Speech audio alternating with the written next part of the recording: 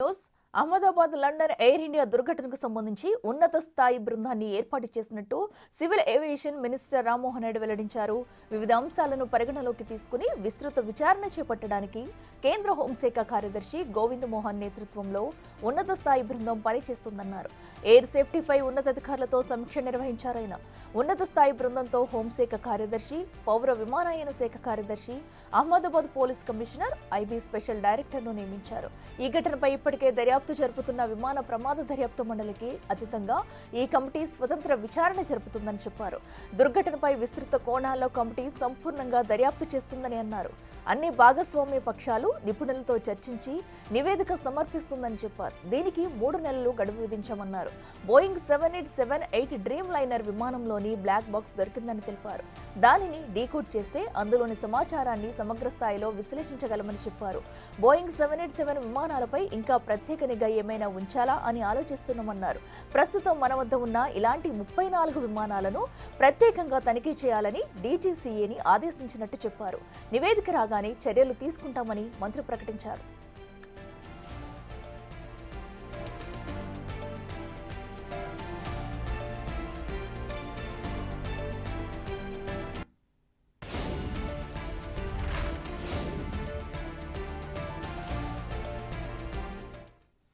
From the ministry,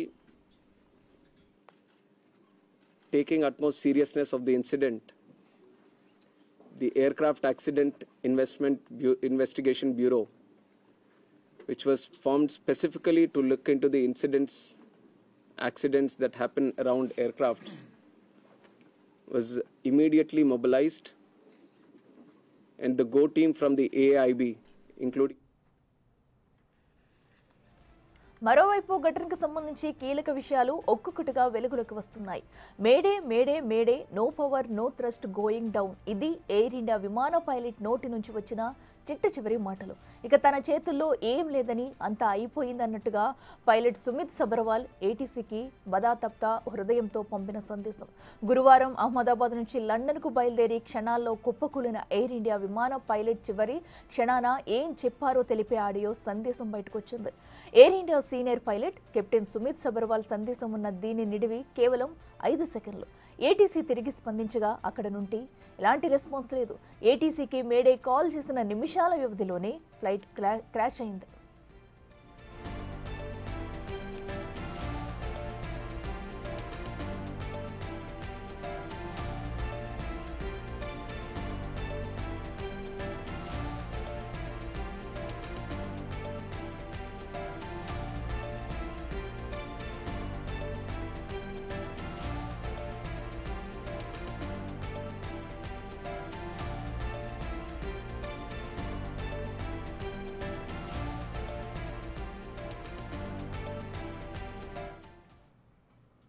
ఇక ఈ ఘటనకు సంబంధించి పూర్తి వివరాలు మా అసోసియేట్ ఎడిటర్ రోహిత్ అందిస్తారు.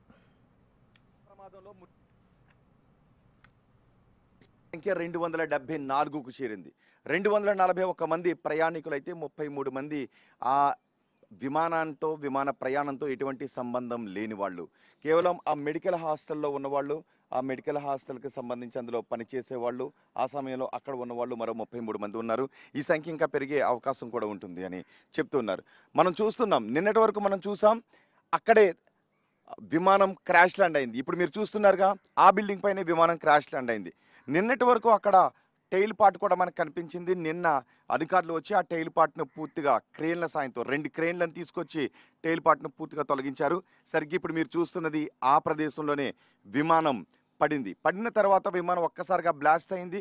ఫ్యూయల్ అంతా ముందు వైపుకు ఎగజిమ్మింది. అందుకే అటువైపు నల్లగా 4 బిల్డింగులు కనిపిస్తున్నాయి. ఆ నల్లటి 4 బిల్డింగుల్లో ఉన్న వాళ్ళు కూడా దీని బారిన పడ్డారు. అందులో మొదటి బిల్డింగ్కి ఇంజిన్ వెళ్ళి గుద్దుకోవడంతో దానికి ఒక పెద్ద హోల్ కూడా పడింది దాని ముందు భాగంలో. ఇప్పుడు మీరు చూస్తున్నారు కదా, ఆ బిల్డింగ్ల కిందే ఇంజిన్ పార్ట్స్ ఇతర భాగాలన్నీ కూడా పడి ఉన్నాయి. ఇంతకు ముందు మనం చూపించాం వాటర్ ట్యాంక్తో సహా చూపించిన ఈ బిల్డింగ్ పైన ఎక్కడైతే విమానం క్రాష్ ల్యాండ్ అయిందో ఆ బిల్డింగ్ పైనే ఆ టైల్ పార్ట్ని తీసేశారు. నిజానికి పోలీసులు ఇక్కడ చాలా గోప్యంగా ఉంటూ ఉన్నారు. అధికారులందరూ కూడా చాలా గోప్యంగా ఉంటున్నారు. టెయిల్ పార్ట్ని తీసేటప్పుడు మీడియా కంటపడకుండా తీయాలని వాళ్ళు ప్రయత్నించారు. కేవలం మనం ఉన్న ఈ ప్లేస్ నుంచి మాత్రమే ఆ టెయిల్ పార్ట్కి సంబంధించిన దృశ్యాలు, విమానం ఎక్కడ క్రాష్ ల్యాండ్ అయిందో ఆ బిల్డింగ్ చాలా స్పష్టంగా కనిపిస్తున్న ప్రదేశం ఇదే. అయితే ఇది ప్రైవేట్ ప్లేస్ కావడంతో పోలీసులు ఇక్కడికి వచ్చి ఈ బిల్డింగ్ ఓనర్ని ఎవరిని రానివ్వద్దు అని వాళ్ళని బెదిరించి నిన్న మీడియానంతటినీ కూడా పంపించేశారు. దీనికి ఒక 50 మీటర్స్ రేడియస్లో మీడియాని ఎవరిని కూడా ఇక్కడికి అలౌ చేయకుండా మొత్తం పోలీసులు కార్డన్ చేశారు. నిన్న విమాన శకలాలను తొలగించిన భాగం అది. నిన్న విమానం తోక భాగాన్ని తొలగించేటప్పుడు కూడా మరో మృతదేహం అక్కడే కనిపించింది. బిగ్ టీవీ ఆ విషయాన్ని కూడా మనం లైవ్ తీసుకుంటున్నప్పుడే ఆ మృతదేహం ఒకటి కనిపించడంతో ఆ బాడీని కూడా అక్కడ నుంచి తీస్తున్న దృశ్యాలు కూడా మనం చూసాం. ఆ తర్వాత ఒకవేళ ఆ పార్ట్ని పైకి క్రేన్ సహాయంతో లేపుతూ ఉంటే అక్కడ ఇంకా ఏం జరుగుతుందో అని అనుమానించిన పోలీసులు మీడియానంతటినీ కూడా కిందకి పంపించేశారు. ఇప్పుడు తోక భాగం తొలగించిన తర్వాత, విమానం టెయిల్ పార్ట్ తొలగించిన తర్వాత ఆ బిల్డింగ్ మనకి ఇప్పుడు కనిపిస్తున్న విధంగా ఉంది. అండ్ మీకు ఇంకొక విషయం తెలుసా, ఈ ప్రమాదంలో 274 మంది ఇప్పటివరకు చనిపోయారు కదా. ఇప్పుడు ఈ విమాన ప్రమాదం జరిగిన ప్లేస్ని చూస్తారు కదా, ఇంకొంచెం మనం జూమిన్లోకి వెళ్దాం. ఇంకొంచెం మనం జూమిన్లోకి వెళితే మీకు అక్కడ ఒక గ్రీన్ కలర్ బిల్డింగ్ కనిపిస్తుంది. అదిగో చూడండి ఒకసారి, ఆ బిల్డింగ్ కనిపిస్తుంది కదా, అదేంటో తెలుసా, అదే సివిల్ హాస్పిటల్. కేవలం 50 మీటర్ల దూరంలో ఉంది ఆ సివిల్ హాస్పిటల్. ఇప్పుడు అదే అందరూ భయపడుతూ ఉన్నారు. ప్రమాదం ఇక్కడ జరిగింది. 274 మందిని పొట్టన పెట్టుకున్న దురదృష్టకర ప్రమాదం ఇక్కడ చోటు చేసుకుంది. ఒకవేళ ఇంకో 50 మీటర్ల దూరం అయితే నిజానికి అదిగో అదే సివిల్ హాస్పిటల్. ఆ సివిల్ హాస్పిటల్లో ఎంతోమంది, వందలాది మంది రోగులు ఉంటారు, డాక్టర్లు ఉంటారు. ఒకవేళ కొంచెం అటు ఇటు అయ్యున్నట్లయితే ఆ సివిల్ హాస్పిటల్పై విమానం ఏదైనా కొంచెం ముందుకు వెళ్తే ప్రమాద తీవ్రత వేరే రేంజ్లో ఉండేది. ఇప్పుడు ఈ విమాన ప్రమాదంలో చనిపోయిన వారి మృతదేహాలన్నీ కూడా ఆ సివిల్ హాస్పిటల్లోని, ఇప్పుడు మీరు చూస్తున్న ఆ సివిల్ హాస్పిటల్కి తరలించారు. ఆ పక్కనే ఉంది ఫోరెన్సిక్ సైన్స్ ల్యాబ్. ఆ ల్యాబ్లో వారి డిఎన్ఏలను పరీక్షిస్తున్నారు. ఇప్పటి వరకు కూడా విజయ రూపాని బాడీని కూడా గుర్తించలేకపోయారు. కేవలం ఇప్పటివరకు 19 మంది డిఎన్ఏ మ్యాచ్ అయినట్టుగా తెలుస్తుంది. ఇప్పటికే 200కు పైగా బాడీస్ని రికవర్ చేశారు. కేవలం మొత్తం అన్నీ కూడా ఈ విమాన ప్రమాదంలో చనిపోయిన 241 మంది బాడీస్ని కూడా ఇంతవరకు రికవరీ చేయలేదు. మరో 33 మంది అదనంగా ఉన్నారు. అంటే చాలామంది మాడిపోయిన స్థితిలో కూడా ఉండొచ్చు అని చెప్తున్నారు. నిన్న ఈ విమాన టెయిల్ పార్ట్ని తొలగించిన తర్వాత వాటి కింద ఏమైనా మృతదేహాలు లభ్యమయ్యాయా అనే విషయాన్ని మాత్రం అధికారులు చాలా గోప్యంగా ఉంచుతున్నారు.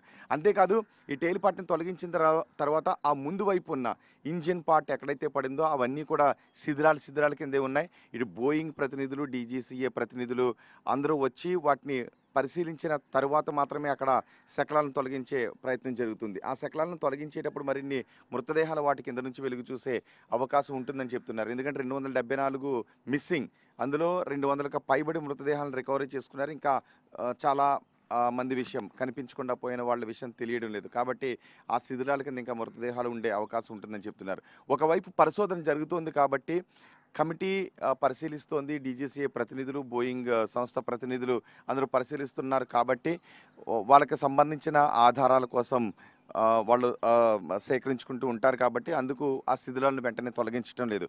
వన్స్ వాళ్ళ పరిశోధన పూర్తయిన తర్వాత ఆ శిథిలాల తొలగింపు ప్రక్రియ ఇంకొంచెం వేగంగా మారుతుంటుంది. అప్పుడు ఇంకెన్ని బాడీస్ని వాళ్ళు రికవరీ చేసుకున్నారనే విషయాన్ని వెల్లడించే అవకాశం ఉంటుంది. ఇప్పటివరకు కేవలం ప్రయాణికులు, విమానంలో ప్రయాణిస్తున్న మరణించిన ప్రయాణికుల సంఖ్యను మాత్రం అధికారికంగా వెల్లడిస్తున్నారు తప్ప మిగిలిన సంఖ్య విషయంపై మాత్రం కొంత గోప్యత పాటిస్తూ ఉన్నారు. ఇంతవరకు చెప్తున్నారు 274 కంటే ఇంకా ఎక్కువే ఉండే అవకాశం ఉంటుందని చెప్తున్నారు. ఇటు ఎక్స్గ్రేషియాకి సంబంధించి మల్లికార్జున ఖర్గే కూడా నిన్న ఈ బాధితులను పరామర్శించారు. కేంద్ర ప్రభుత్వం అందరికీ కూడా విమాన ప్రయాణికులతో పాటు ఈ ప్రమాదంలో విమాన ప్రయాణికులతో సంబంధం లేని మరణాలు కూడా చోటు చేసుకున్నాయి. ఇది హాస్టల్లో ఉన్నవాళ్ళు, హాస్టల్లో పనిచేస్తున్న వాళ్ళు, ఆ సమయంలో అక్కడ ఉన్న వాళ్ళు ఎవరైతే చనిపోయారో వాళ్ళందరికీ కూడా అదే స్థాయిలో ఎక్స్గ్రేషియాను ప్రకటించాలని కోరుతున్నారు. సో ఇప్పుడు ఒకవైపు ఈ మృతదేహాలను వాళ్ళ బంధువులకు అప్పగించే ప్రక్రియ వేగంగా కొనసాగుతూ ఉంది. DNA టెస్టులు చేస్తూ ఉన్నారు. మరోవైపు విమాన ప్రమాదానికి కారణాలు ఏంటి అని, విమాన ప్రమాదానికి కారణాలు ఏంటి అనేది ఇంకా స్పష్టంగా తెలియలేదు. నిన్న బ్లాక్ బాక్స్లో రికార్డ్ అయిన ఆడియో గురించి వార్తలు చక్కర్లు కొట్టాయి.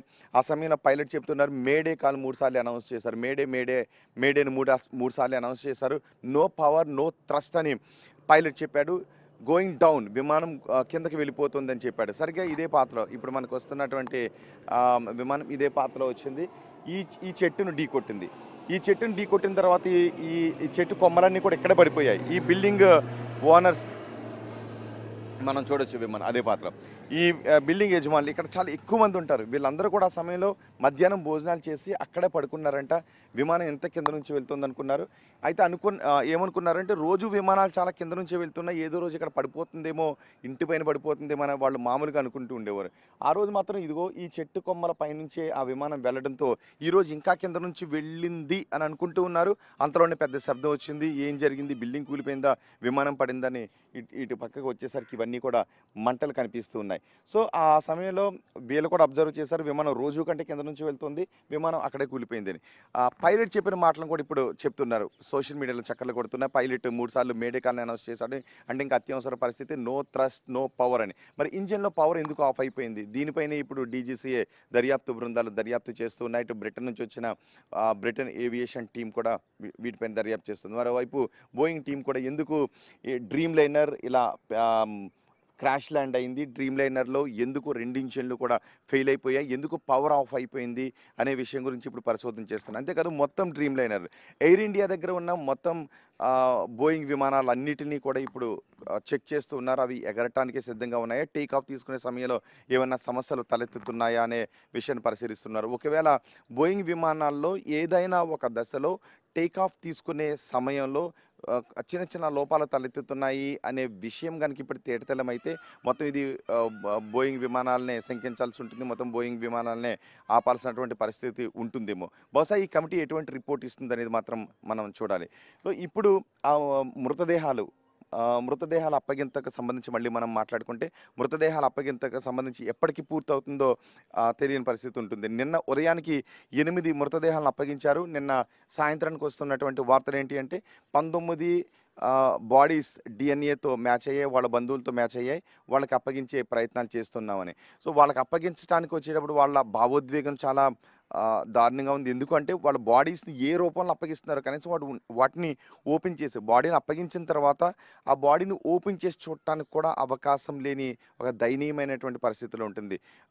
కాలిపోయినటువంటి మృతదేహాలను జస్ట్ ప్యాక్ చేసి దానిపైన పేరు, వాటికి సంబంధించిన డీటెయిల్స్ రాసి, ఎవరి డిఎన్ఏతో మ్యాచ్ అవుతుందో ఆ డీటెయిల్స్ రాసి మాత్రమే వాళ్ళకి అప్పగిస్తూ ఉన్నారు. సో ఇదంతా కూడా ఒక భావోద్వేగమైనటువంటి ప్రక్రియ. ఇప్పుడు హాస్పిటల్ దగ్గరికి కాల్ చేస్తూ ఉన్నారు.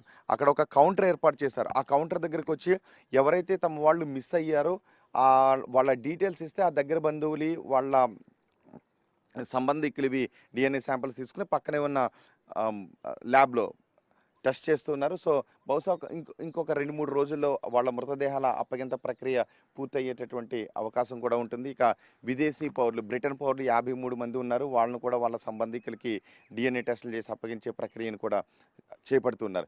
ఇక ఎలాంటి ప్రమాదాలు మరోసారి జరగకుండా ఉండాలి అంటే ఎటువంటి జాగ్రత్తలు తీసుకోవాలి అనే విషయంపై దృష్టి పెడుతూనే ఈ ప్రమాదానికి కారణాలు ఏంటి అనే విషయంపై కూడా దృష్టి పెట్టారు. కానీ ఎందుకు ఇంత గోప్యంగా ఉంచుతున్నారు?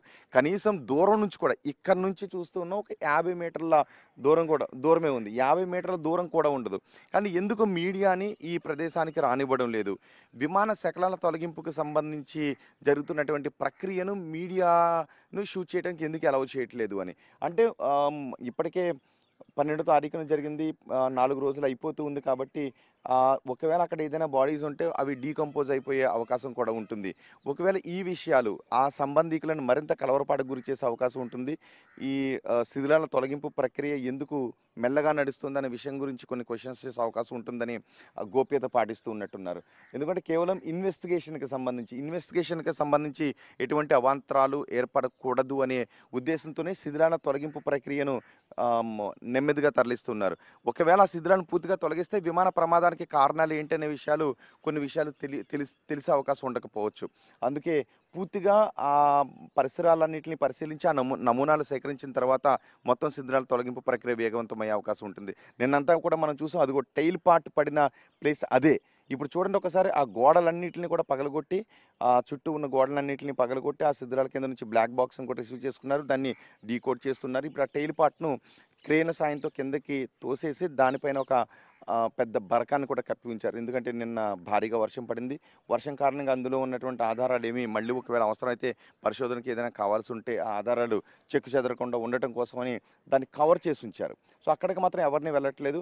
ఒక 30 మీటర్ల దూరంలో 30 నుంచి 50 మీటర్ల దూరంలో మొత్తం పోలీసులు అందరూ కూడా కార్డన్ చేశారు, బ్యారికేడ్లు పెట్టి ఎవరిని కూడా అక్కడికి లోపలికి వెళ్ళనివ్వడం లేదు. సో ఇప్పుడు ఉన్నటువంటి క్వశ్చన్స్ ఏంటి అంటే అసలు ఎందుకు ఈ బోయింగ్ విమానం కూలిపోయింది, ఎందుకు 2 ఇంజన్లు కూడా ఒక్కసారిగా ఫెయిల్ అయ్యాయి అనే విషయాన్ని తెలుసుకోవడంతో పాటు అసలు ఈ బోయింగ్ విమానాలు ఇప్పుడు ఎయిర్ ఇండియా వాడుతున్న బోయింగ్ విమానాలు ఎంతవరకు సురక్షితం, అసలు విమానయాన సంస్థలు సేఫ్టీ మెజర్స్ ఎంతవరకు పాటిస్తూ ఉన్నాయి, ప్రయాణికుల భద్రతకు 100కి 100% వాళ్ళు భరోసా ఇస్తున్నారా, ఎక్కడైనా విమానయాన సంస్థల్లో మెయింటెనెన్స్లో ఏదైనా లోపాలు ఉన్నాయా, ఈ విషయాలన్నీ తేలడంతో పాటు ఈ మృతులకు సంబంధించి ఆ బాడీస్ని అప్పగించే ప్రక్రియ, ఎక్స్‌గ్రేషియా, వాళ్ళకి ఇచ్చే భరోసా ఏ విధంగా ఉంటుంది, ఇవన్నిటిపైన చాలా ప్రశ్నలు